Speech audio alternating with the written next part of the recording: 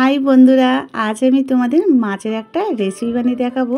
কটা মাছের পেটি নিয়ে নিয়েছি। এবার কিছুটা ধনিয়া পাতা আর 4 থেকে 5খানা কাঁচা লঙ্কাকে চপ করে নিতে হবে।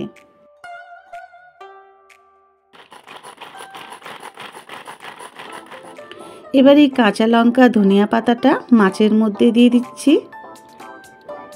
হাফ চামচ দিয়ে দিচ্ছি গোলমরিচ গুঁড়ো, পরিমাণ মতো নুন দিয়ে দিলাম, হলুদ গুঁড়ো হাফ চামচ দিলাম, লঙ্কা গুঁড়ো হাফ চামচ দিলাম, বাটার 1 চামচের মতন দিয়ে দিলাম, আর আদা রসুনের পেস্ট 2 চামচ দিলাম।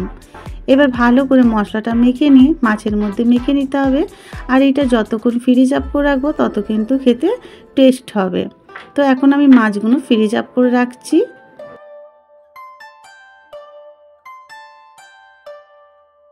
5 ঘন্টা মাছগুলো আমি ফ্রিজ আপ করে রেখেছিলাম। এবার চলো রেসিপিটা বানিয়ে নিই।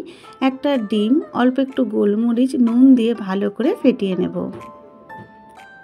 আর কড়ার মধ্যে দিয়ে দিচ্ছি রিফাইন তেল।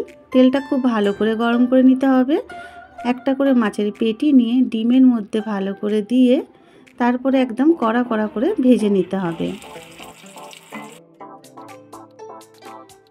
তোমরা চাইলে যে কোনো মাছ দিয়ে এই রেসিপিটা বানাতে পারো, তবে পেটির বানাবে, যখনই যেই মাছেরই বানাবে না কেন পেটি দিয়ে বানাবে, তাহলে খেতে খুব সুবিধা হবে।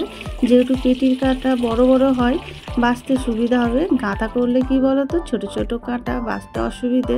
তার থেকে পেটি করাই কিন্তু সব থেকে বেটার। মাছগুলো দেখো একদম কড়া কড়া করে ভেজে নিলাম। আমার রেসিপি একদম রেডি। এবার একটা তোমাদের ভেঙে দেখাচ্ছি কতটা জুসি হয়েছে।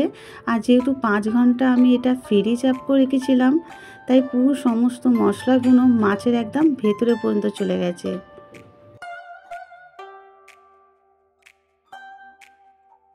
খেতে কিন্তু দারুণ হয়েছে।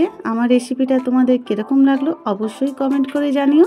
ভালো লাগলে একটা লাইক করে দিও।